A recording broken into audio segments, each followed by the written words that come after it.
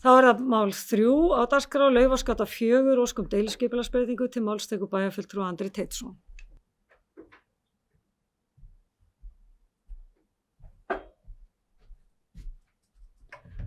Forseti ágætu bæjarfulltrúar, þetta liður 7 í fundargerð skipulagsráðs dagsetri 15. apríl 2026. Tillaga breyting á deiliskipulagi hafnarsvæðis sunnan Glerár lögð fram eftir kynningu samkvæmt 1. málsgrein 41. greinar skipulagslaga. Í breytingunni felst að afmarkaður byggingarreitur fyrir salernishús á suður hluta lóðarinnar.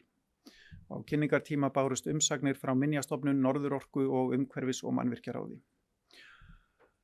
Skipulagsráð leggur til við bæjarstjórn að fyrirliggjandi tillaga breyting á deiliskipulagi verði samþykkt óbreytt frá auglýstri tillögu.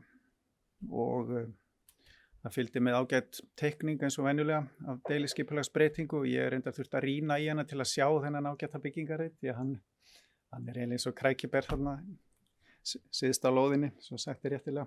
Takk. Bæjarfulltrúi Andri Teitsson lokið málsinu og orðið laust sem enginn hefur hvað sér ljós þessi geta samþykkt. Það eru öll.